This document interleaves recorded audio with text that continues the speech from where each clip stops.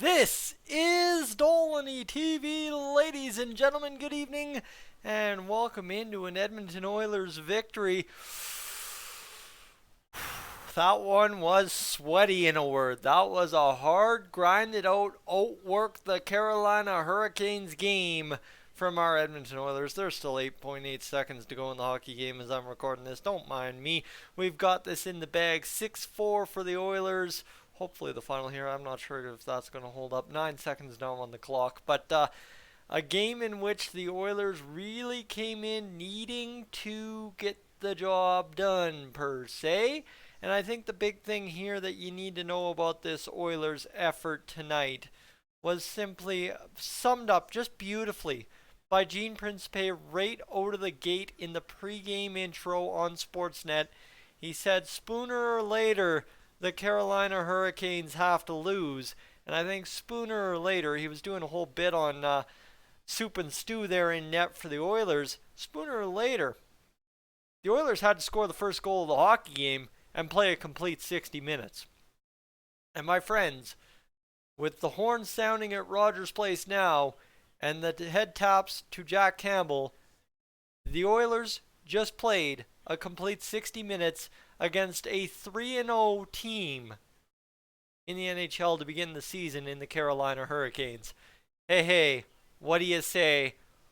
It had to happen, and it happened when it counted most. That's what you like to see, right? For the Oilers, we had a whole bunch of struggles last year, and when it counted most against Calgary, we came through in the clutch to win round 2. Well, tonight when it counts most against Carolina after choking away something against Buffalo, not putting in your best performances against Calgary, and thankfully Vancouver's the dumpster fire they are, beating Vancouver, you're now 2-2 on the season and right back in the thick of getting to the top of the division ASAP here, like the Oilers would like to see themselves at the end of the season. So folks, if you're new to the channel, what I want you to do right now in the next 5-10 minutes, whatever it takes me to get through tonight's postgame, consider hitting that subscribe button here on Dolynny TV. I'd love to have you along on the channel for action all winter, fall, spring, summer long.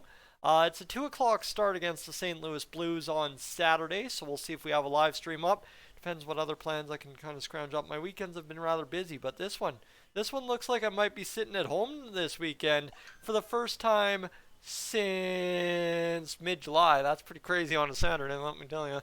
But next weekend we'll get all riled up and we'll get Mr. Shortstop himself going. Anyway, my friends, this is a 6-4 victory for the Oilers, in which the Canes never went away. The Canes absolutely never went away. They, to their credit, stuck with us all night. But again, as I said in the first period intermission update I posted on the channel live from my phone in the basement, is this was not going to be a game, even if the Oilers did put in a full 60 and really did what they did well against the Sabres in that third period the other night. If they did that against the Canes, it wasn't going to be a 7-1, 6-2 victory. It was still going to be a tight hockey game.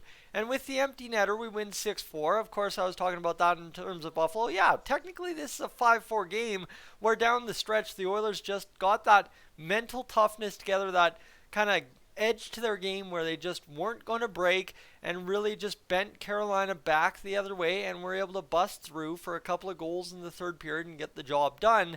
And that, my friends, is where we will lead into our scoring summary for tonight's hockey game, a game in which the Oilers desperately needed to win something, and they won that hockey game clean against the Carolina Hurricanes. Yeah, you know what, you can say they gave up 4 goals, but you look at those 3 Svechnikov goals and the hat trick performance he had, and you tell me where you're rating the goaltending tonight when the Carolina Hurricanes had over 40 shots on net, might I add. So it was a busy night for one Jack Campbell in a 6-4 victory over top of the Carolina Hurricanes. Now, my friends, here as we quickly move over here, I just want to go here. It starts off with Zach Hyman tipping home a point shot on the power play from Tyson Barrie.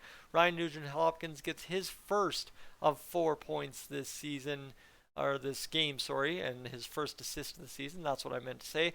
It's followed up, as I was mentioning in the kind of post first period summary is that there was going to be a risk in that second period that we start slow. Of course, that's exactly what we do. Svechnikov scores his first goal of the season, or his first goal of the game, his fourth of the season. Well, there you go.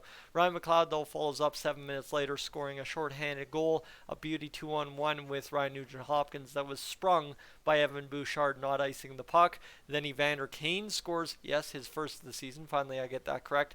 On a pass from Connor McDavid. Beautiful spring ahead pass, again by Connor McDavid to get the job done there. And then here you go Svechnikov again. And then you go from there. Nugent Hopkins scores his second goal of the season. Zach Hyman, Connor McDavid the assist. Svechnikov completes the hat trick. And then Leon Draisaitl to regain the 2-goal lead gets it going. And then now it's 5-3. Connor McDavid, Nugent Hopkins the assists on that beautiful backdoor one-timer power play goal by Leon Draisaitl. Martin Necas with just over 12 minutes or 11 minutes remaining in that third period scores on the power play. Burns Aho the assist there, so Aho continues to have the best ever points against the Oilers.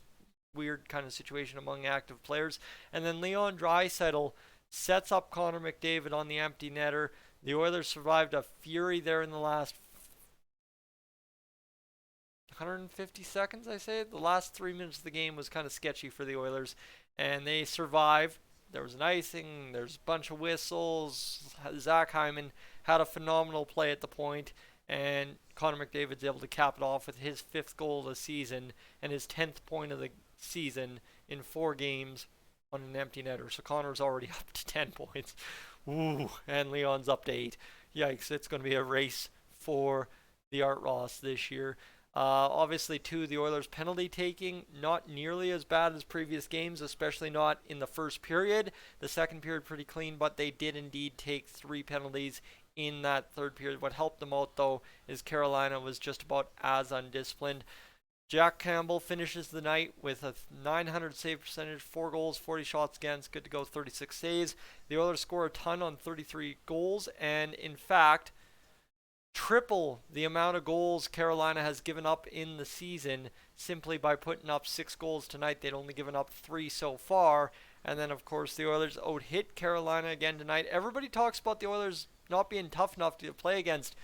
The number backs itself up. The Oilers are out-hitting opponents every single night of this season so far, I believe. It's not necessarily a toughness issue in terms of physicality. It's a toughness issue in other aspects of the game. And the Oilers' power play, special teams were tough tonight.